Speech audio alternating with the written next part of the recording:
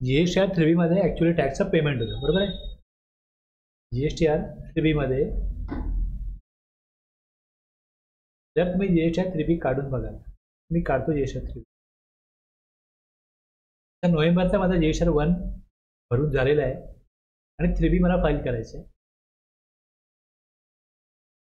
बघा इथे payment of tax आलेलं नाही आहे. बघा जरा मागच्याला मला दाखवायला नव्हतं असं आहे.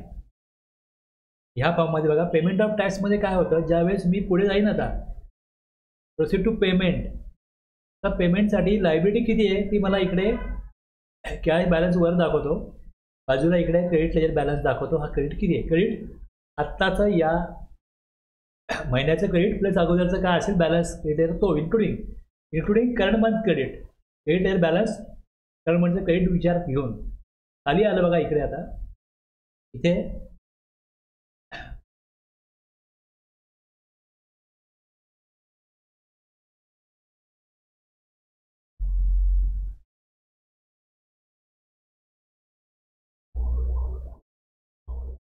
अदर दॅन रिव्हर्स चार्जचा टॅक्स किती आहे हे दिसतं. अदर दॅन रिव्हर्स चार्ज किती दिसतं, हे क्रेडिट दिसतं ना हे. आता इथे बघा IGST एकूण आलं आहे, किती बॅलन्स आहे तो सगळा त्यांनी CGST समोर घेतला.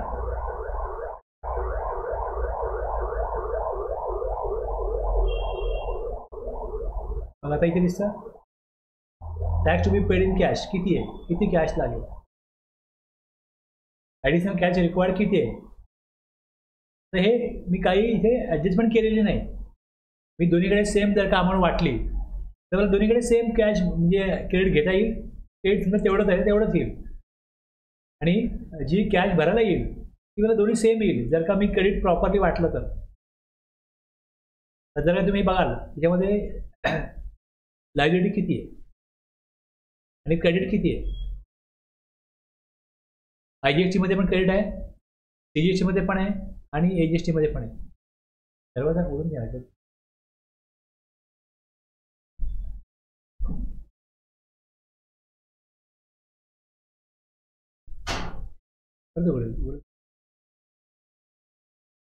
खाली आपल्याला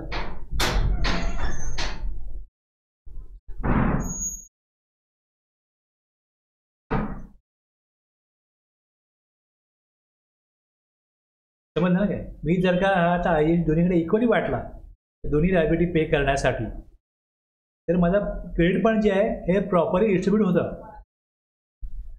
आणि मागच्या वेळेला मी मला दाखवलं होतं एक्झाम्पलमध्ये की कसं एका हेडमध्ये क्रेडिट जमा होतं आणि दुसऱ्या हेडमध्ये कॅश भरायला येते. हे मागच्या वेळेला मी दाखवलं होतं मागच्या एक्झाम्पलला. म्हणजे हे बाय डिफॉल्ट जेव्हा मी जाईन त्यावेळेस तो काय करतो, मी करताना पेमेंट हे IGST सगळं टाकून देतो या CGSTच्याच लायबिलिटीच्या अगेन्स्ट. आणि इकडे हे बघा हे जे 33 रुपये आहेत हे सप्लायरनी दाखवले असते GTAने. हा GTA कडून सर्व्हिस घेतो. जर त्यांनी तिसरा 1 भरला ऑटोमॅटिक इथे ऑटो ओपन होणार, ऑटोमॅटिक आले.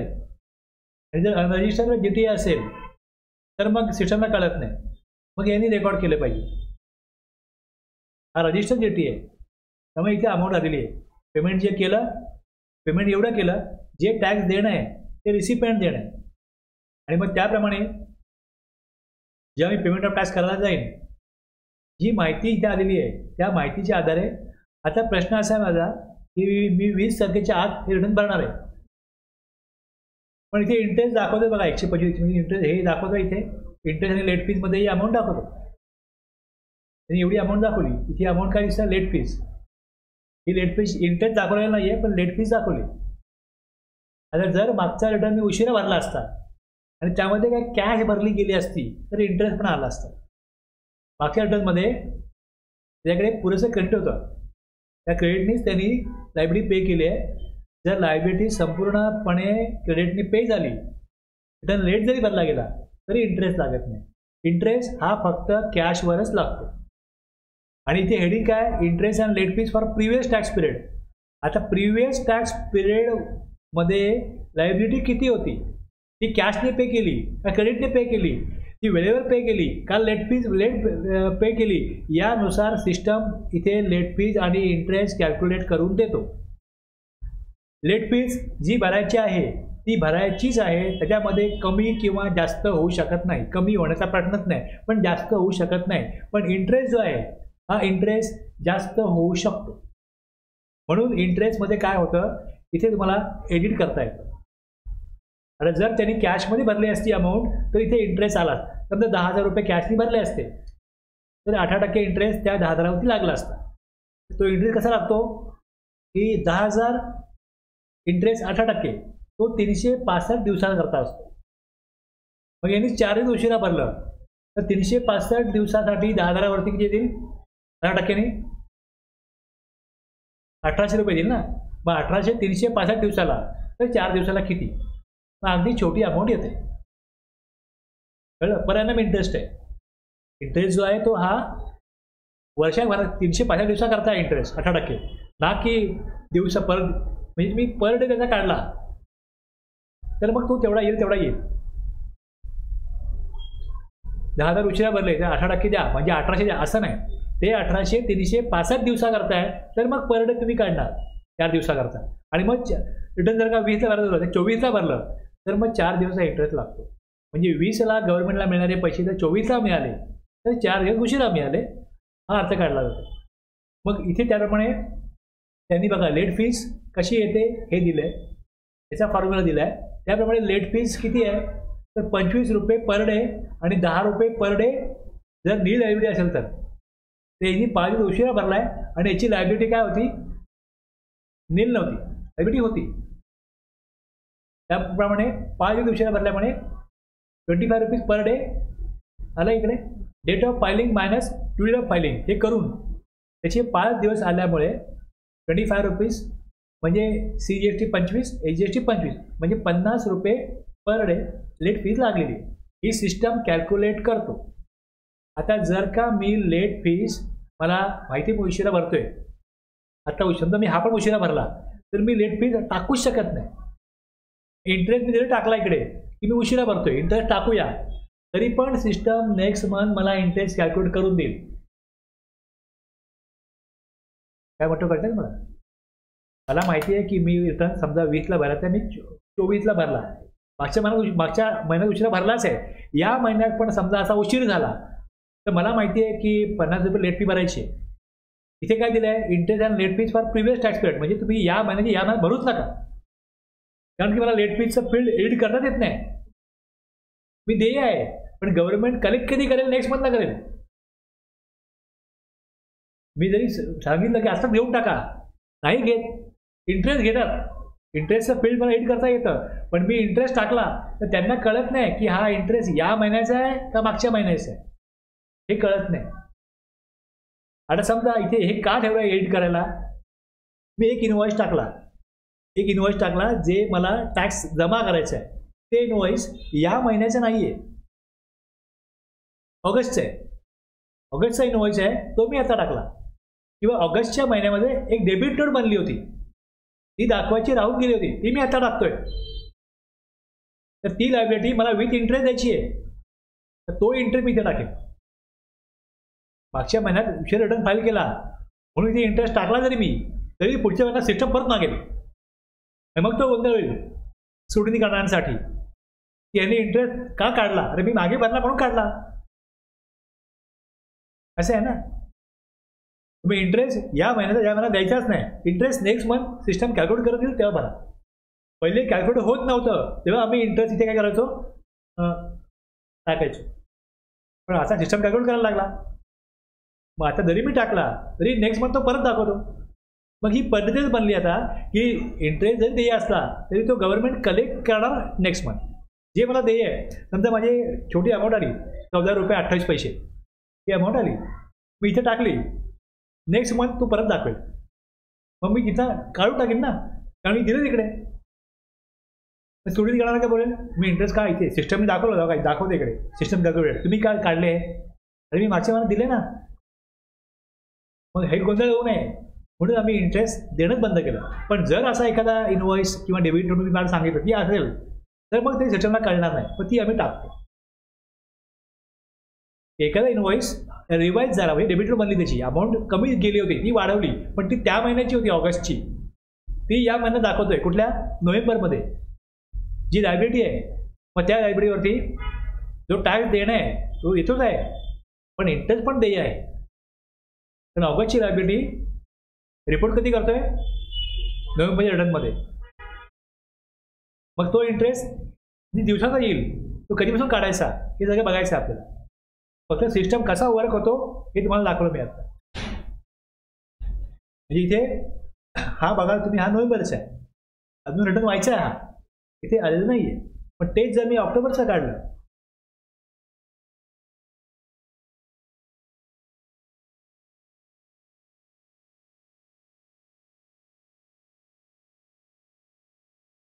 रिटर्न जेव्हा फाईल होतो त्यावेळेस तुम्हाला पेमेंट ऑफ टॅक्सचा टेबल जे आहे ते आज दिसेल.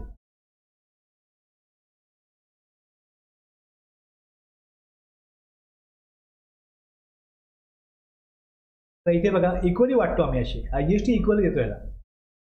जे IGST क्रेडिट दुसऱ्या राज्यामधून हा परचेस करतो आणि विकतो महाराष्ट्रामध्ये. त्यामुळे याची लायबिलिटी जी आहे अदर दॅन रिव्हर्स चार्ज, इथे बघा IGST येत नाही. हा महाराष्ट्रामध्येच विकतो, पण परचेस मात्र महाराष्ट्राबाहेरून करतो. हे 57 इथे ॲडजस्ट केले. 228 ही जर अमाऊंट बघितली तर इथे कुठलीही अमाऊंट त्याला द्यायला राहत नाही. टॅक्समध्ये काय अमाऊंट भरायला लागतं, फक्त लेट रिटर्न फाईल केल्यामुळे 4 दिवस लेट फी झालेली आहे, एवढी कॅशमध्ये भरली आहे. आणि त्यानंतर याचा बॅलन्स तुम्ही बघाल,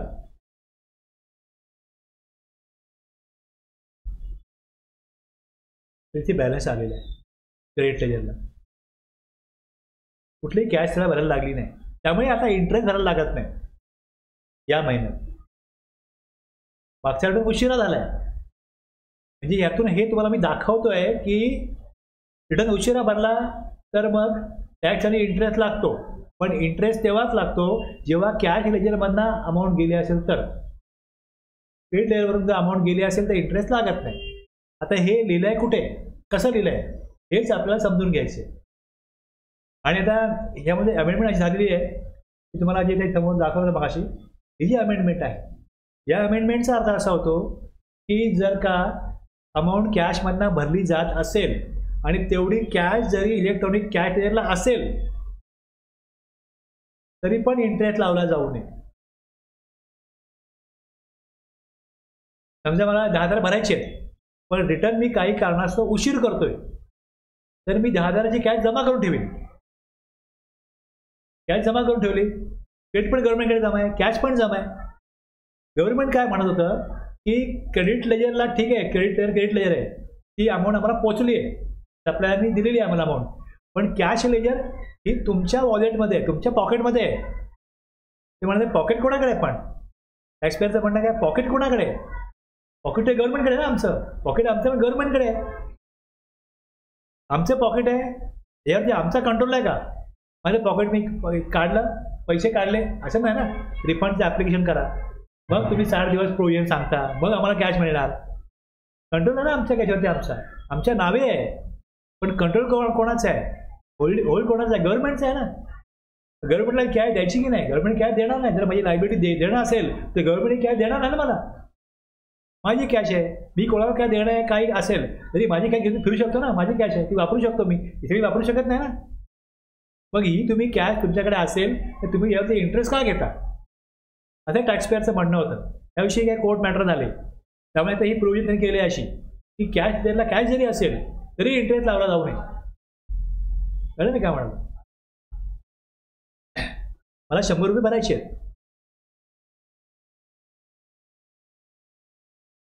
60 रुपयाचं माझ्याकडे क्रेडिट आहे.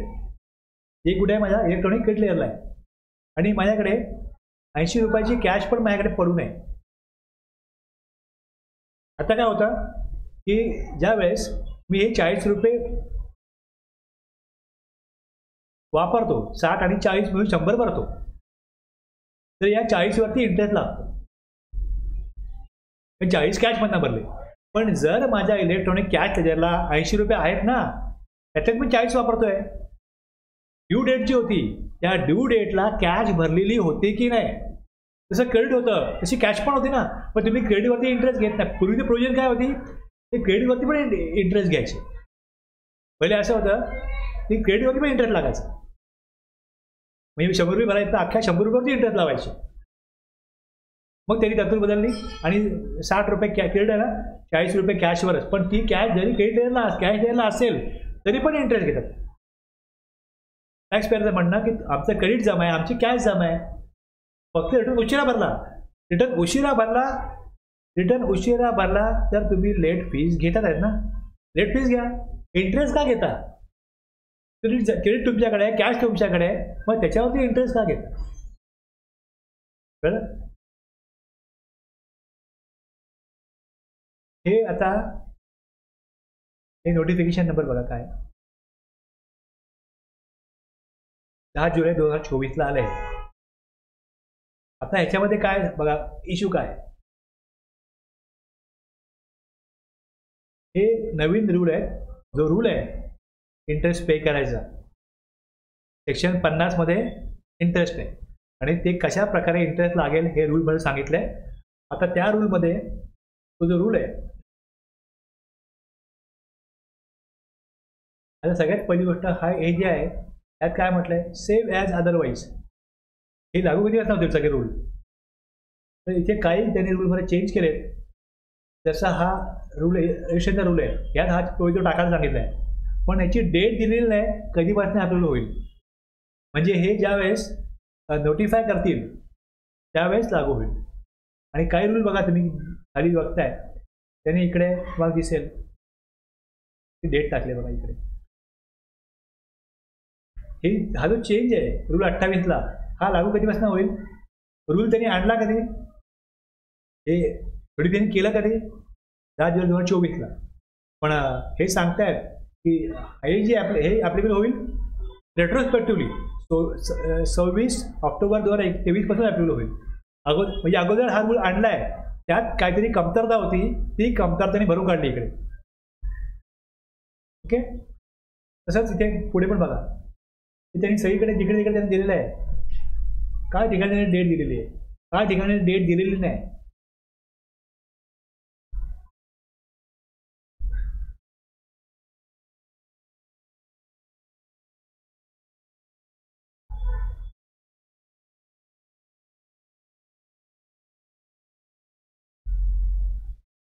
तर जिकडे डेट दिलेली नाहीये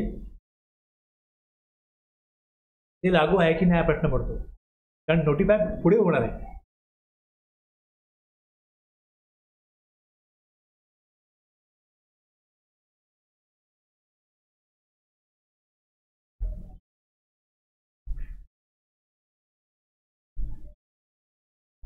पण याची मागणी कशी आहे की हे तुम्ही ॲप्लिकेबल करा रेट्रोस्पेक्टिव्हली.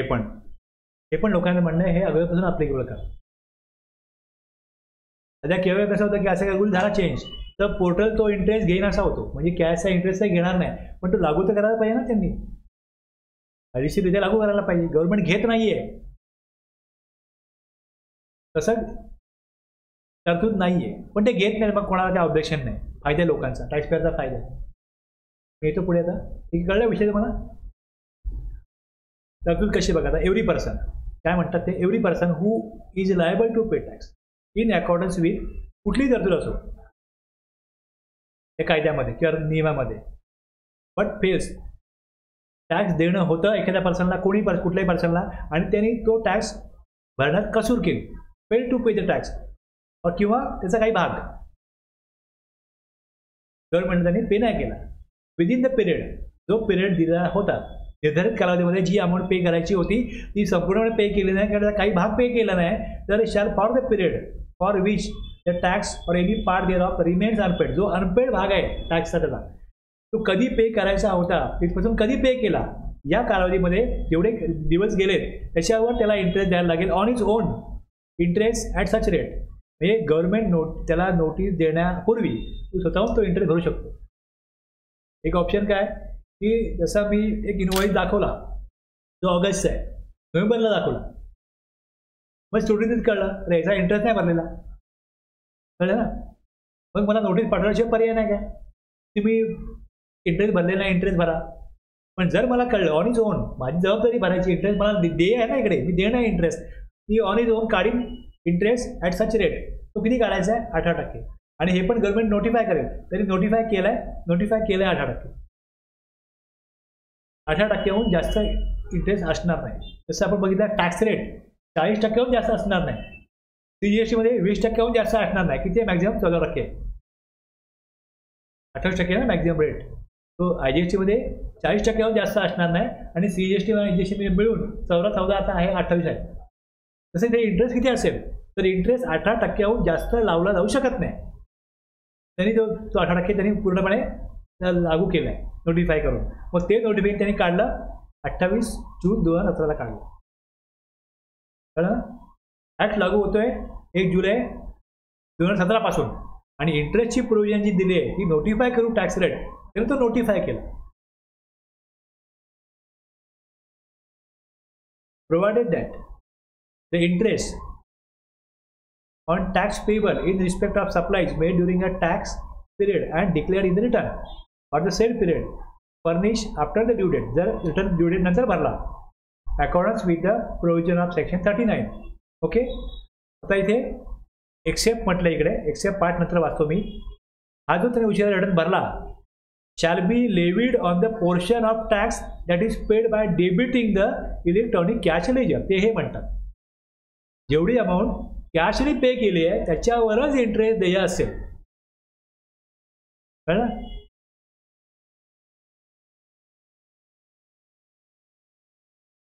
एक्सेप्ट काय, where such return is furnish after commencement of any, त्याच्यावरती एखादी कारवाई सुरू झाल्यानंतर रिटर्न उशिरा भरला असेल, सेक्शन 73 किंवा 74 मध्ये कारवाई आहे किंवा 74 ए मध्ये कारवाई आहे, तर मग एवढी अमाऊंट देणं आहे हे सगळ्यावरती इंटरेस्ट लागेल. पण कुठली कारवाई नाही आहे त्याच्यावरती. Except where such return is furnish after commencement of any proceeding under section 73, 74 किंवा 74A in respect of the same period. ज्या कालावधीचं रिटर्न भरतोय त्या कालावधीमध्ये जेवढी अमाऊंट कॅशनी पे केली, debiting the cash return ledger, त्याच्या तेवढ्या अमाऊंटवरच इंटरेस्ट लागेल. आणि त्याच्यावरती कुठली कारवाई चालू नसेल त्या पिरियडला तरच ते लागू आहे. द इंटरेस्ट, जो इंटरेस्ट द्यायचा आहे शॅल बी कॅल्क्युलेटेड. कशा प्रकारे इंटरेस्ट कॅल्क्युलेट करायचा.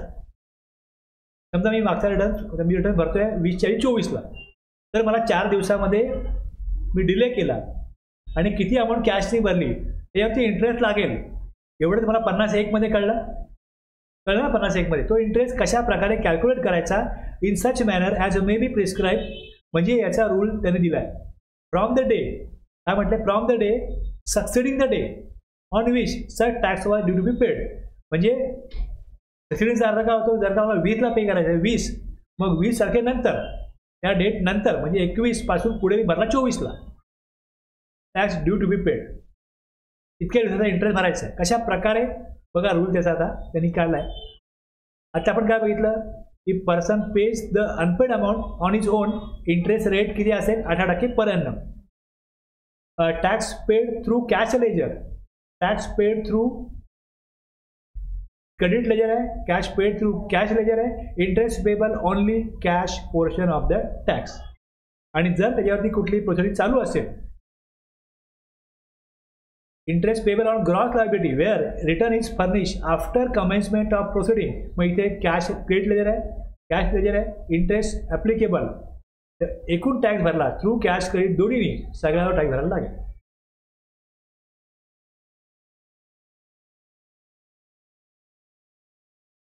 सगळ्यावर त्याला इंटरेस्ट पेबल असेल सगळ्या अमाऊंटवरती. आता आपण केस स्टडी बघू. आता बघा इथे जुलै मंथची लायबिलिटी होती, किती आहे 1 लाख. जुलै मंथमध्ये 40,000 काय होता, इनपुट टॅक्स क्रेडिट 40,000 होता. म्हणजे interest levied that portion of the tax that is paid by, कधी रिटर्न फाईल केलं 24 तारखेला केलं, 24/8ला केलं. जुलै मंथ रिटर्न आहे, कधी भरायला पाहिजे होता 20 ऑगस्टला, भरला कधी 24 ऑगस्टला. सेक्शन 50(1) आणि रूल 88B(1) आपण खाली वाचणार आहोत. 60,000वरती 18% प्रमाणे इंटरेस्ट लागला, 4 दिवसासाठी 18%. किती होईल? 365 दिवसाकरता 8% आहे, तर 4 दिवसाकरता किती होईल अशी अमाऊंट काढली तर 118 रुपये 36 पैसे अशी अमाऊंट येते. बरोबर आहे ना?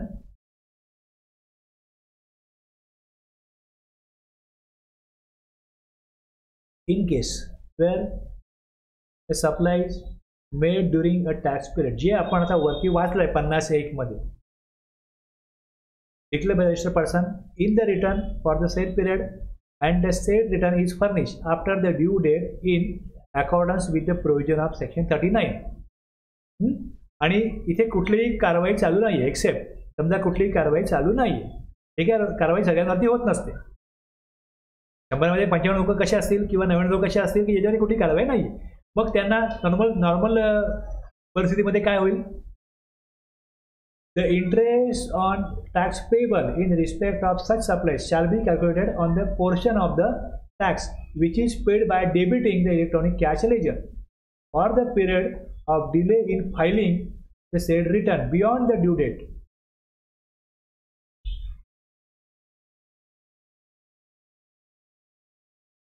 Or the period of delay in filing the said return beyond the due date at such rate as may be notified. किती आहे? 18%. म्हणजे इथे दॅट इज 18% असं येईल. इथपर्यंत कळलं? आता बघा, हा जो प्रोव्हिजो आला अमेंडमेंट होऊन या रूलमध्ये, त्याचा इफेक्ट काय होतो? प्रोव्हाइडेड दॅट, म्हणजे ह्याला अपवाद काय? इंटरेस्ट लागू होईल ना, बियॉन्ड द पिरियड जे दिवस गेले त्यावर इंटरेस्ट लागू. हा प्रोव्हिजो काय म्हणतो? जिथे where any amount has been credited in the electronic cash ledger as per provision of section 49(1) on or before the due date of filing the said return but is debited from the said amount for payment of tax while filing the return after the due date, the said amount shall not be taken into consideration while calculating such interest if the said amount is lying in said, म्हणजे त्याच्याकडे cash लेजरला amount होती तर मग हा interest काढण्याची गरज असणार नाही.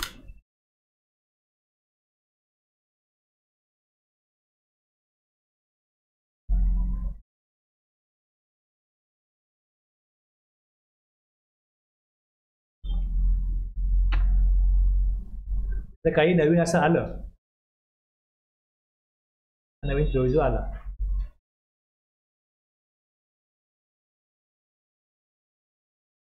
कॉपी केला,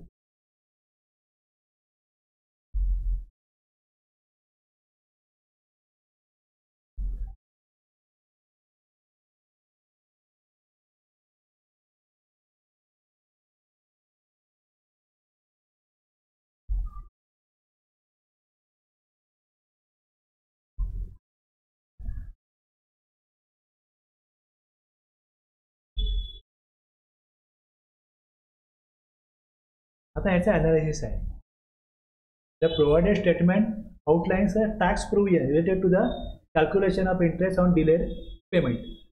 इलेक्ट्रॉनिक कॅश लेजर काय? ही डिजिटल अकाउंट आहे, तिथे टॅक्स पेअर डिपॉझिट करतो पैसे कॅश त्याचे टॅक्स भरण्याकरता, ते टॅक्स किंवा इंटरेस्ट भरण्याकरता. क्रेडिटेड बिफोर ड्यू डेट आहे. If the taxpayer credits deposits the required tax amount in the electronic cash ledger on or before the due date for filing their return, this step is critical. बघा लक्षात घ्या. आता debited after due date if the taxpayer delay, इथे delays filing return आणि interest calculation despite the delayed filing no interest. हा provision काय सांगतो की no interest will be charge on the amount credited to the ECL before the due date. कळलं ना? Provision मी टाकला इकडे ChatGPTला आणि त्यांनी मला अनालिसिस दिला की हा प्रोव्हिजन मधनं काय तरतूद लागू होते. एक कॅश लेजर काय? क्रेडिटेड बिफोर ड्यू डेट, म्हणजे मी जमा केली कॅश आणि त्यातनं टॅक्स इंटरेस्ट पे केला ड्यू डेट नंतर, तर इंटरेस्ट कॅल्क्युलेशन काय होईल? इंटरेस्ट लागणार नाही. इंटरेस्ट कॅल्क्युलेशन एक्सक्लुजन, अशा परिस्थितीत इंटरेस्ट लागणार नाही. आता हे तुम्हाला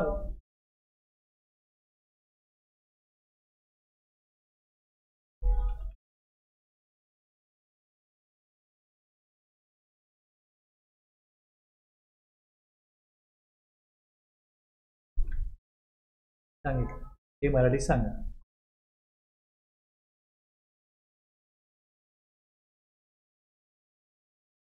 काय माहिती बघा आणखीन. मी तुम्हाला काय सांगतोय तिकडे दिलं इंग्लिशमध्ये, मी तुम्हाला ते एक्सप्लेन करून सांगतो मराठीमध्ये.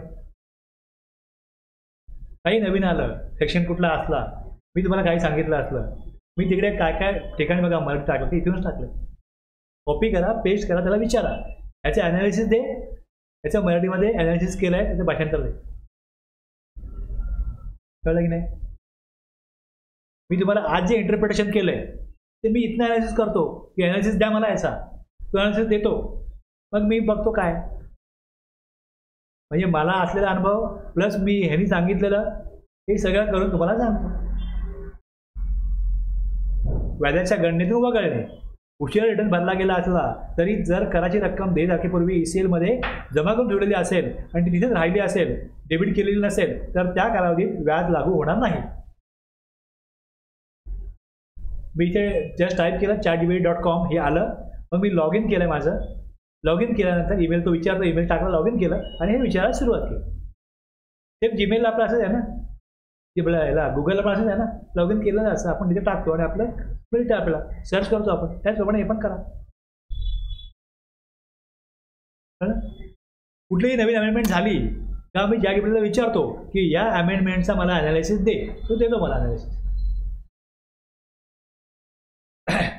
कळलं एवढं. In other cases, other case काय, in other cases where interest is payable in accordance with section 50 Section 1, the interest shall be calculated on the amount of tax which remains unpaid for the period starting from the date on which such tax was due to be paid till the date such tax is paid. कधी भरायची होती, कधी भरली. For the period starting from, काय म्हटलं, starting from the date on which tax was due to be paid. आणि कधी भरली, till the date sir tax is paid.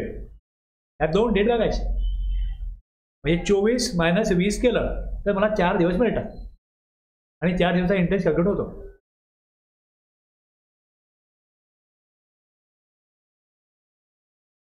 In case where interest is payable on the amount of input tax credit wrongly availed. आता हा विषय वेगळा आहे. एक पहिले काय दिलं, हे रिटर्न उशिरा भरला हे दिलं. दुसऱ्या केसमध्ये काय दिलं, इन अदर केस अमाऊंट भरायची कधी होती, कधी भरली. एखादा डिमांड आहे, अमाऊंट भरायची कधी होती, कधी भरली, ती येऊन डिले केला. मग जो डिले केला इंटरेस्ट त्याच्यावरती काढा. एक रिटर्नची अमाऊंट होती. पहिला केस काय होती इकडे, in case where the supplies made during a tax period are declared by the register in the return. Return उशिरा भरला तर 88B रूल आहे, त्यातला सबरूल 1 बघायचा. दुसऱ्या केससाठी इन अदर केसेस सबरूल 2 बघायचं. 2 रूल दिले त्यांनी. तिसरं दिलं इन केस वेअर, जिथे interest is payable on the amount of input tax credit wrongly availed and utilize. Wrongly फक्त अवेल नाही केली, अवेल करून युटिलाइज केली. मी काय म्हणतो,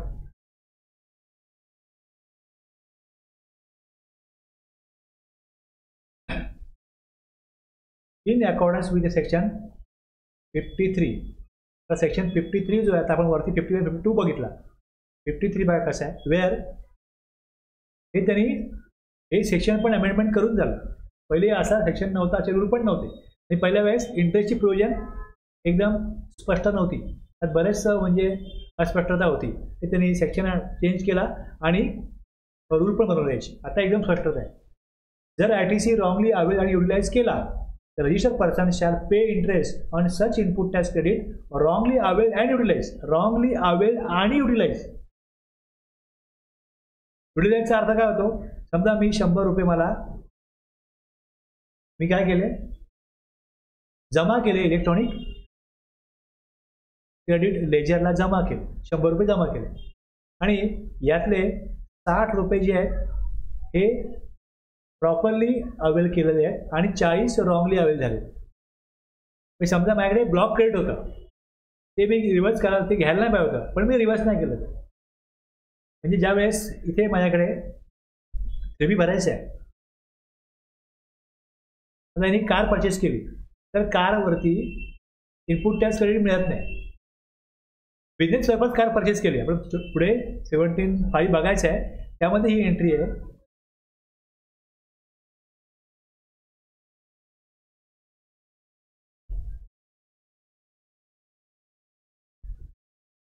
जेव्हा मी CB फाईल करतो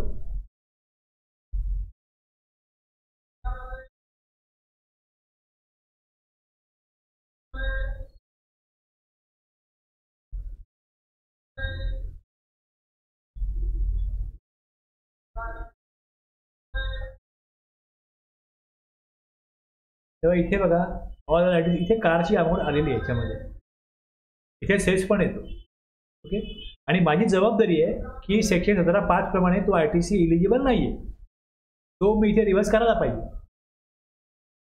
आलं लक्षात? पण मी तो या महिन्यात रिव्हर्स नाही केला तर तो जमा होणार, जमा झाला आणि तो 40 आहे समजा जमा झालेला, आणि मी लायबिलिटी पे करता कधी पण हे 40 वापरले नाही गेले. कळलं? हे ऑगस्ट समजा एंट्री आहे, मी ऑगस्टला अवेल केले, युटिलाइज नाही केले. हे 40 म्हणजे जे काय माझ्याकडे क्रेडिटला येत राहिलं मी लायबिलिटी भरत राहिलो, पण ह्या 40ला धक्का लागला नाही.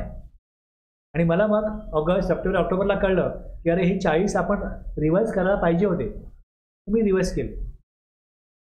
हे रिव्हर्स केले तेव्हा हे क्रेडिट असेच पडून होते, ते वापरले गेले नाही, तर इंटरेस्ट लागणार नाही. अवेल करणं ओके, इथे डिफॉल्ट नाही आहे. अवेल केलेले, रॉंगली अवेल केलेले, युटिलाइज केले तर डिफॉल्ट होतो, मग तो इंटरेस्ट भरायला लागतो. ओके, तरी तो 24% इकडे दिला होता, पण नंतर नोटिफाय करून तो 18%च केला आहे. आता कुठलाही इंटरेस्ट 18%च आहे, 18%हून जास्त इंटरेस्ट लागत नाही. अगोदर त्यांनी नोटिफाय केला होता 24%, नंतर तो अमेंडमेंट आणून परत तो नोटिफाय केला 18%. पण पुढे 24 वाचायला झालं तर लक्षात घ्या, ही अमेंडमेंट बघा, मी खाली रेफरन्स सामने दिलेले आहे, कधीपासून अमेंडमेंट झाली, कशी झाली. त्या फायनान्स ॲक्टमध्ये ती प्रोव्हिजन आहे, त्यातून झालेली आहे ती अमेंडमेंट. असा इंटरेस्ट 18% जास्त लागत नाही. ITC availed but not utilize, no interest. ITC availed as well as utilize, interest तरच लागेल. एवढं क्लिअर आहे? हे 53 जो आहे, ओके, त्यातनं इंटरेस्ट आला आणि ती तरतूद कशा करताय. आता सबरूल 3 बघा, आपण सबरूल 3 बघा. In case where interest is payable on the amount of input tax credit wrongly availed and utilised in accordance with section 53, the interest shall be calculated on the amount of input tax credit wrongly availed and utilised. या डेटला त्यांनी काय केला, utilise केला, utilise केला. त्या डेटपासून तुम्ही जेव्हा नोटीस काढाल तुम्ही रॉंगली अवेल्ड आणि युटिलाइज केलाय, त्याला संपूर्ण अमाऊंट आजपर्यंत देणं आहे. समजा एखाद्याने कार अशी परचेस केली आणि ITC घेतला असेल, रॉंगली अवेल्ड आहे, युटिलाइज आहे, दोन्ही आहे. जो तुम्हाला एलिजिबल नव्हता तुम्ही युटिलाइज केलेला आहे, तर तुम्ही ती अमाऊंट पे करा विथ इंटरेस्ट. मग इंटरेस्ट तुम्ही ज्या दिवशी नोटीस काढाल त्या दिवसापर्यंत काढाल की एवढा इंटरेस्ट मला द्यायचा आहे, बरोबर की नाही. त्यांनी अवेल्डही केला, युटिलाइज पण केला. इथे मी पण केस सांगितली, इथे कळलं रिव्हर्स केला. ती अमाऊंट त्यांनी मग अवेल केली होती, ती रिव्हर्स केली, पण ती अमाऊंट वापरली गेली नव्हती, तर इंटरेस्ट लागू होणार नाही.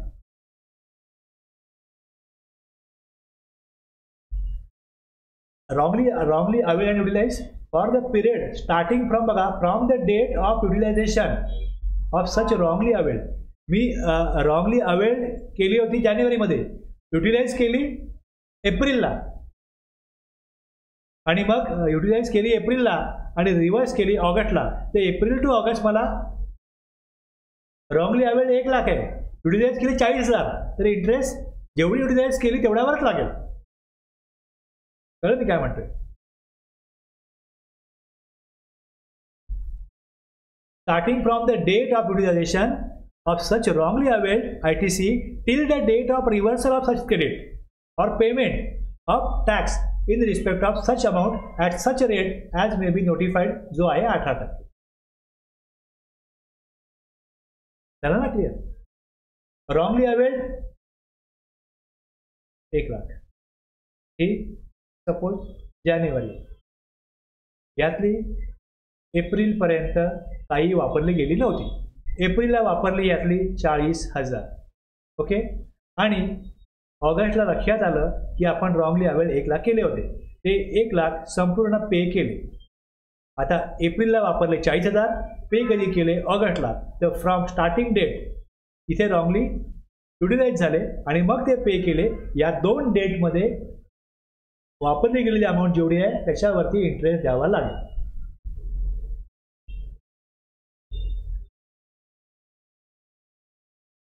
From the date of utilization of such wrongly availed till the date of reversal of such credit or payment of interest. Starting from the date of utilization of such wrongly availed ITC, त्यातला किती wrongly availed मधला utilise केला आहे तेवढ्यावरच त्याला interest द्यायचं आहे. आता for the purpose of this sub rule, okay, हे बघा ह्यात परत त्यांनी काय दिलंय, आणखीन त्यांनी स्पष्टता आणलेली आहे. Input tax credit wrongly availed shall be construed to have been utilise. जो रॉंगली अवेल्ड केला आहे तो युटिलाइज केला आहे हे तुम्ही कसं समजाल? When the balance in the electronic credit ledger falls below the amount of ITC wrongly availed. wrongly availed किती होता? 1,00,000. ओके. त्या बॅलन्सच्या खाली किती गेलं? 40,00,000. तेव्हा तुम्ही समजा की तो युटिलाइज झाला.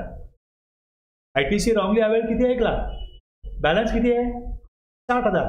मग 40,000 काय केले? युटिलाइज केले समजलं जाईल.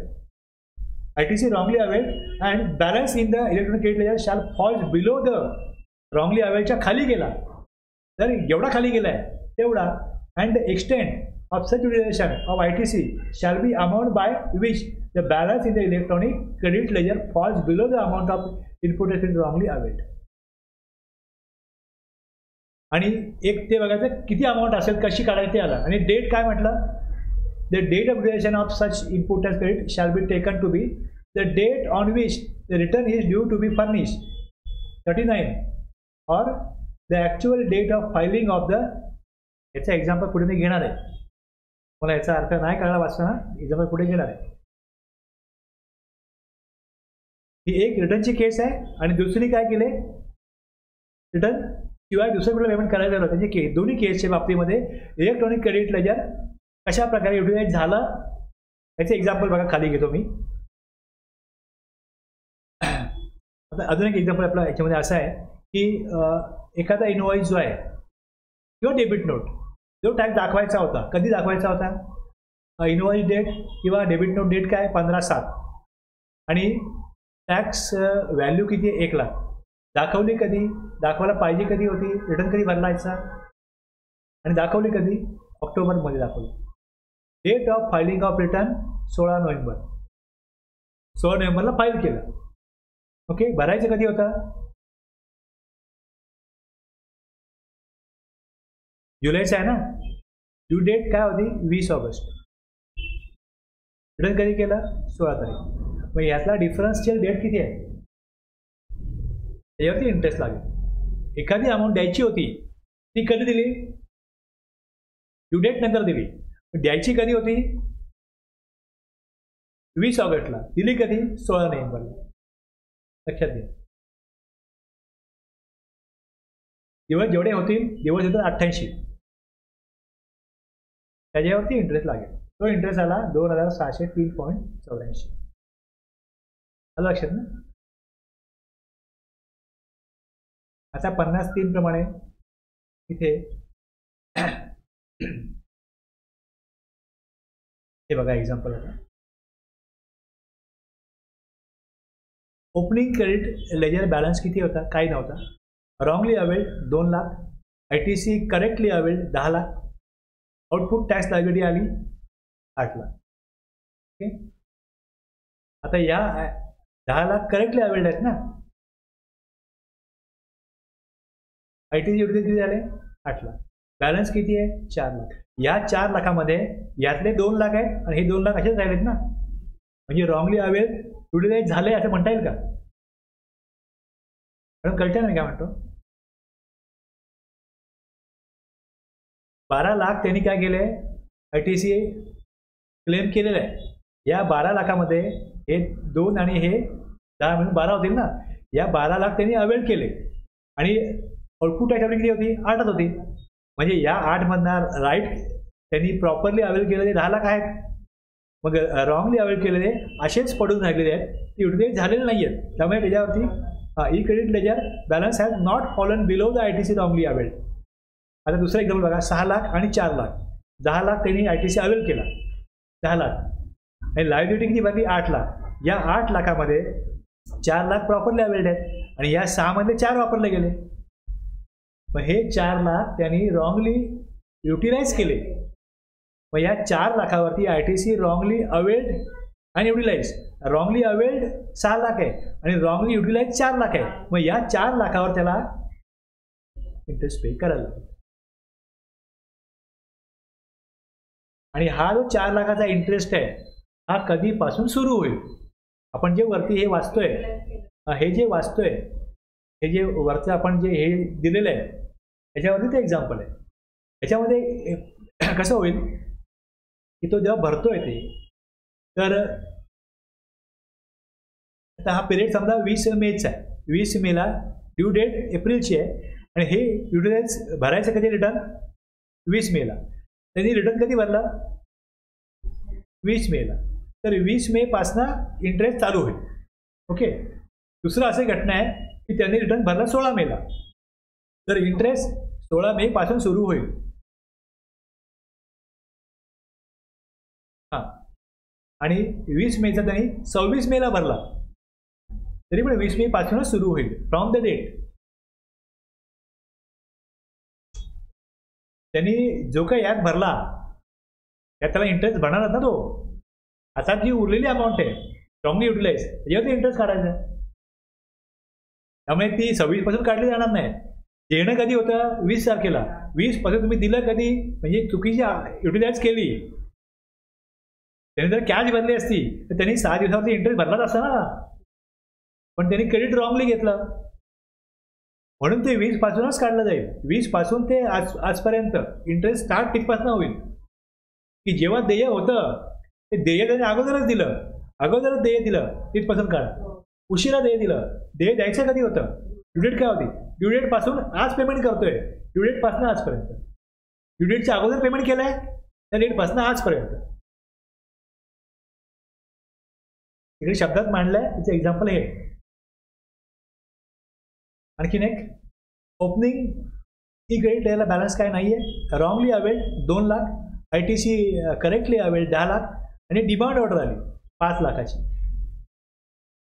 तो पे करणार, तो क्रेडिटमधून पे करू शकतो.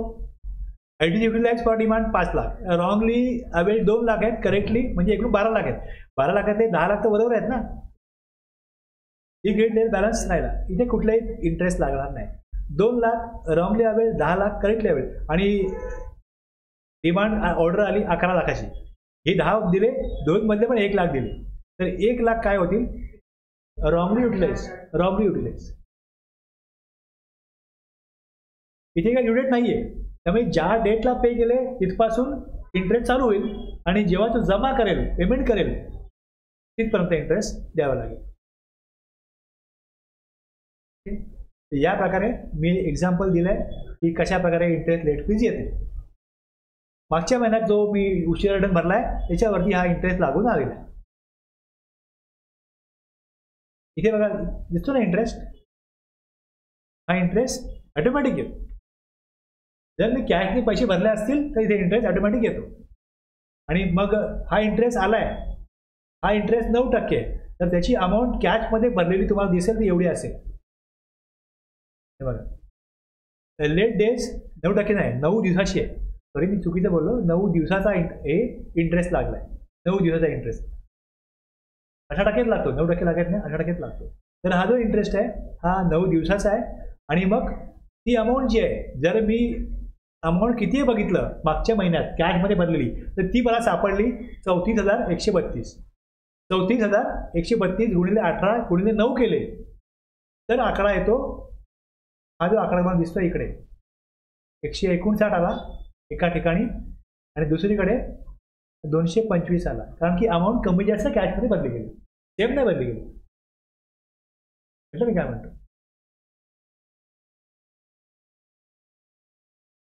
IGST असेल ना, IGST वापरला त्याने एका ठिकाणी आणि मग जी उरलेली अमाऊंट आहे ती कॅशमधनं गेली, त्यामुळे जी अमाऊंट भरली गेली ती CGST सेम नाही भरली गेली, ती वेगवेगळी भरली गेली. त्यामुळे जेवढी कॅशमध्ये भरली गेली तेवढ्यावरती इंटरेस्ट येईल.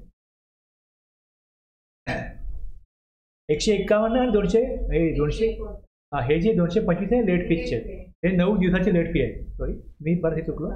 तर इथे काय होतं, हे जे 151 आले, हे 151 CGSTवरचा इंटरेस्ट आहे आणि 159, कारण की अमाऊंट सेम नव्हती, ही भरली गेली अमाऊंट ही सेम नव्हती, ही 34 आहे, ही 35 आहे.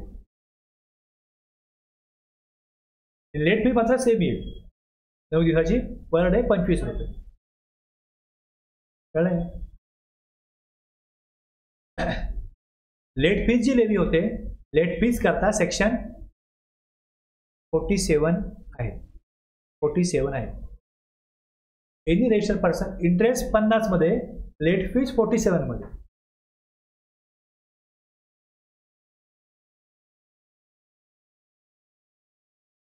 Outward supplies required under section 37 or return required under section 39, 45, 52 यांना 100 रुपये. Late fees 100 for every day during which such failure continues. Maximum late fees किती आहे? 5000. ही तरतूद इथे केली गेली. आता इथे आपण आत्ता बघतो की 100 रुपये लेट फीज घेतली जात नाही ना, 100 रुपये लेट फीज घेतली जाते का नाही बघितलं ना. आता आपण 25 रुपये आहे ना, आणि नील असेल तर 10 रुपये.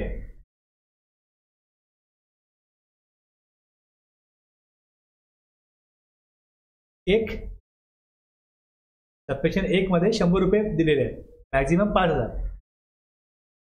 आणि जो GSTR 9 आहे, सेक्शन 44 ने येतो. Registered person who fails to further return required 44 by the due date shall be liable to pay late fees 100 रुपये पर डे आणि every day during which such failure continues subject to maximum किती लागेल, amount calculated 0.25% of his turnover in the state of duty. त्याला maximum 5000 नाही, तर एकतर 100 रुपये काढा किती होतात, विच एव्हर इज लोअर आणि त्याचा टर्न ओव्हर त्याच्या 0.5%. ही लेट फीज कोणाला लागेल? GSTR 9 उशिरा भरला तर त्यांना भरायला तरतूद लागू आहे, भरला पाहिजे त्यांच्याकरता. आता ही जी लेट फीज आहे ही इथे तरतूद केली. लेट फीज जर कमी करायची असेल तर कमी करण्याची पॉवर सेक्शन 128 मध्ये. कळलं? सेक्शन 28 मध्ये काय पॉवर आहे? पॉवर टू वेव पेनल्टी और फी और बोथ. 128. आता 128A जो आला आहे तो गव्हर्नमेंट कसा काढला, कोणाला एखादा टॅक्स देणं आहे तर त्यांना वेवर देण्याकरता मिलिटरी स्कीम तुम्ही म्हणताची 128A ची ती अशीच आहे की जे टॅक्स द्यायचं आहे त्यात काही सूट द्यायची आहे, तर तशी तरतूद कायद्यामध्ये असली पाहिजे. ती नव्हती, ती 128A मध्ये आणलेली. म्हणजे गव्हर्नमेंटला असे काही मॅटर आहेत ते त्यांना संपवायचे डिपार्टमेंटतर्फे की हा मॅटर आम्हाला संपवायचा आहे, तुम्ही एवढा टॅक्स द्या, विषय संपला. त्यांना नोटिसा गेल्या आहेत, त्यांच्याकरता 128A मध्ये बघू द्या, मी सांगेन परत, लक्षात घ्या. पण वेवर कशाला म्हणतात किंवा ॲडमिनिस्ट्रेशन कशाला म्हणतात की जो टॅक्स ॲक्च्युअलमध्ये देणं आहे ही तरतूद आहे, त्यातनं आम्ही कमी टॅक्स घेतो, पण एक ठराविक कंडिशन आहे, अटी शर्तीवर तुम्ही तो टॅक्स पे करा. इथे काय केलं, the government may by notification त्यांना रिलीफ द्यायचं आहे, तर त्याकरता वेव इन. आता आपला विषय सेक्शन 47चा आहे. 47 मध्ये त्यांनी काय केलं, नोटिफिकेशन काढलं आणि नोटिफिकेशन काढून क्लास ऑफ टॅक्स पेअर यांना काय केलं, रिलीफ दिला आहे. तर त्यात त्यांनी रिलीफ दिला. हे कधी आलं, हे 15 नोव्हेंबरला 17ला आलं. रिटर्न आम्ही उशिरा का भरतो, व्यापाऱ्यांचं म्हणणं काय होतं, आम्ही रिटर्न उशिरा का भरतो, आम्हाला माल रॉ मटेरियल किंवा डिस्ट्रीब्युटरला सप्लायरकडनं माल रोखीने घ्यायला लागतो आणि मार्केटला आता उदाहरणाने विकायला लागतो, आणि उदाहरणाने विकतो आम्ही, खरं आपला बिझनेस होतो. सध्या एक किराणा मालाचं दुकान आहे, 2 दुकान बाजूला आहेत. एक व्यक्ती क्रेडिट देतो, दुसरा क्रेडिट देत नाही, समजलं. मी त्याला बोललो, अरे माझा अकाउंट बनव आणि माझा पगार झाला का तुला मी 5 तारखेला पैसे देईन. त्याने म्हणतो मी क्रेडिट देत नाही. दुसऱ्या दिवशी मी क्रेडिट देतो. जो क्रेडिट देतो ना दुकानात काय गर्दी असते, आणि जो कॅश देतो त्याकडे गर्दी कमी. म्हणजे धंदा वाढायला पाहिजे तर क्रेडिट द्यायला पाहिजे ना, ही मजबुरी आहे. व्यापारी काय म्हणत आहे की आम्हाला जर का पैसे क्रेडिटने मी माल विकतो तर केव्हा केव्हा वेळेत मिळतात, केव्हा केव्हा उशीर होतो, रिटर्न उशिरा भरतो. तुम्ही इंटरेस्ट घ्या ना आमच्याकडनं. लेट फीज 100 रुपये पर डे खूप जास्त आहे, ती कमी करावी. तुम्ही घेऊच नका आमचं म्हणणं. लेट फीज पण घ्या, इंटरेस्ट पण घ्या, पण काहीतरी प्रमाण ठेवा जे प्रॅक्टिकल असेल. 100 रुपये per day ease of doing business. तुम्ही जीएसटी आणला, वॅटमधले लेट फीज इंटरेस्ट किती होता, यात किती आहे, आम्हाला डिफिकल्ट होतं आहे जीएसटीमध्ये काम करणं, कमी करा. मग गव्हर्नमेंटने ऐकलं आणि सेक्शन पॉवर वापरली, सेक्शन 128ची, यामध्ये त्यांनी वे ऑफ केला आणि दिलं इकडे 25 रुपीज. आणि जर टॅक्स भरायला नसेल नंतर लीनने केला असेल त्याला 10 रुपये पर डे. ओके आहे ना, हे असेल. आता यात पण पुढे जाऊन तुम्ही बघाल एक कोविडच्या काळातलं नोटिफिकेशन असं आलं, फ्रॉम जून 2021 हे लागू झालं, 1/6/2021 पर्यंत लागू झालं. हे ह्यात त्यांनी काय केलं, आताची पोझिशन काय आहे की normally 25 rupees CGST late fees आहे आणि GST लेट फीज आहे जर मी टॅक्स भरतो तर. ह्यात त्यांनी काय केलं, registered person who have nil outward supplies याकरता 500 रुपये मॅक्झिमम का मॅक्झिमम मी समजा एक 6 महिने रिटर्न करतो, ते मला नील भरला तर मला किती लागतील 500 रुपये. आणि ठराविक अमाऊंट आहे, 500च्या वरती गेली तर 500, कळलं. 500च्या वरती अमाऊंट गेली तर 500च मॅक्झिमम लागतात. मी एप्रिल, मे, जून, जुलै, ऑगस्ट, सप्टेंबर माझ्या रिटर्न सस्पेंड झालं. एप्रिल माझा नील रिटर्न होता तर मला लेट फी किती लागेल 500. आलं लक्षात मी काय म्हणतो. मी टर्नओव्हर दाखवला एप्रिलला, तर जरी 25 रुपये पर डे तुम्ही बघितले तरी किती होईल महिन्याला 1500 होतील ना. मी एप्रिल रिटर्न कधी भरतो, एप्रिल, मे, जून, जुलै, ऑगस्ट, सप्टेंबर, ऑक्टोबरला माझा काय केलं त्यांनी डिपार्टमेंटनी सस्पेंड केलं रजिस्ट्रेशन. रिटर्न भरतो एप्रिलचा आज, किती रुपये होतील 1500 प्रमाणे. तर त्या केसमध्ये registered person those cover in one, इथे काय म्हटले, टर्नओव्हर 1.5 करोडच्या आत आहे, टर्नओव्हर 1.5 करोडच्या आत आहे. नील नाही त्याचा टर्नओव्हर आहे इथे रिटर्नमध्ये, पण त्याचा ॲग्रिगेट टर्नओव्हर 1.5 करोडच्या आत असेल तर त्याला लेट फीज मॅक्झिमम 2000 लागते. म्हणजे 1000 CGST, 1000 AGST. एक काय काढलं जाईल, 50 रुपीज पर डे काढलं जाईल. ते किती आलं, एप्रिल मे तुम्ही कॅल्क्युलेट केला तर किती होईल, जास्त होईल ना. मग मॅक्झिमम त्याला 1000 CGST द्यायचं, 1000 AGST द्यायचं. लक्षात, 1.5 करोडच्या आत टर्नओव्हर आहे. एप्रिल रिटर्न तो आज भरतो, जेव्हा कधी भरतो तेव्हा त्याला मॅक्झिमम लेट फीज 2000 लागेल. लेट फीज जर का 1000 पेक्षा कमी असेल तर ना 50 रुपीज पर डे पण लागेल.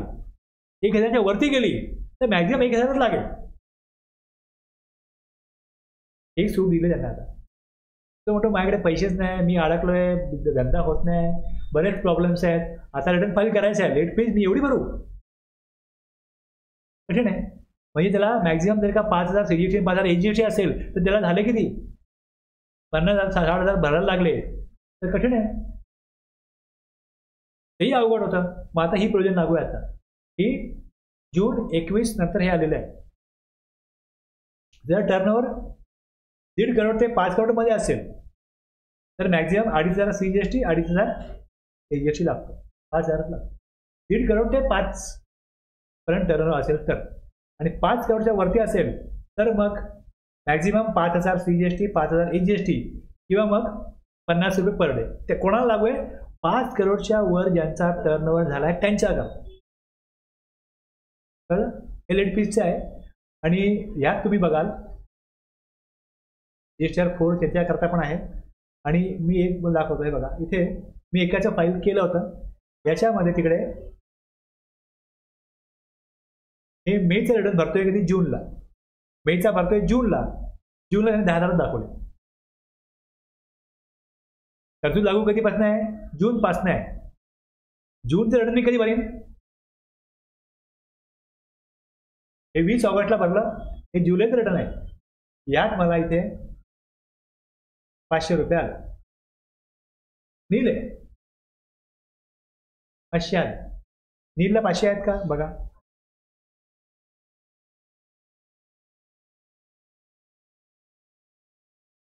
त्यांचा नंबर बंद झाला होता, त्यांनी तो चालू करून घेतला आणि त्यांना ॲडवाइस दिला गेला की चालू करा, 500 रुपये लेट फीज येईल.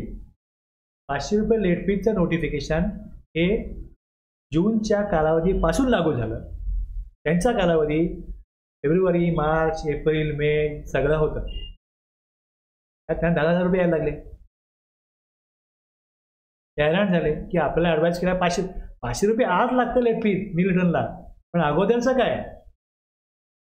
त्यावेळेच्या कालावधीमध्ये त्यांना 10,000 भरायला लागले, कारण ही तरतूद लागू झालेली आहे जून 21 पासून. त्यांनी जून 21च्या अगोदर जेव्हा रिटर्न मेचा भरला तेव्हा मेच्या पिरियडमध्ये त्यांना 5,000 रुपये मॅक्झिमम आहे ते भरावेच लागले, नील असून पण. कळलं ना? व्हिज्युअलाइज का करतोय? कारण की माझ्याकडे केस आली आणि त्यांना अगोदर चुकीचा ॲडवाइस कोणतरी दिला आणि त्यांना काहीतरी बेनिफिट मिळणार होता नंबर चालू करून, तो नंबर बंदच केला ना. खूप काळ झाला होता त्यांना चालू करून, पण त्यांना चालू करायचा होता, त्यांना ITC कुठे घ्यायचा होता. ITC मिळायला किती आणि तुम्ही पैसे घालवले किती? आणि तो बिझनेस पुढे त्यांचा कंटिन्यू होणार आहे पण नक्की नाही. पण त्यांना एक काम मिळालं, तो नंबर होता, त्याचं काम कोविडमध्ये बंद पडलं होतं, एक काम मिळालं, तो मिळाला, त्यात त्यांनी नंबर चालू करून घेतला आणि नुकसान झालं त्यांचं. एवढे पैसे भरले, रिटर्न फाईल काढून पैसे घेतले ते वेगळे, बेनिफिट त्यांना काय मिळालं नाही. इंटरेस्ट आणि लेट फीज समजलं ना काय? आपण आज काय बघितलं? TDS, TCS, interest, late fees एवढं आज बघितलेलं आहे. हे तुलनेने सोपं आहे ना.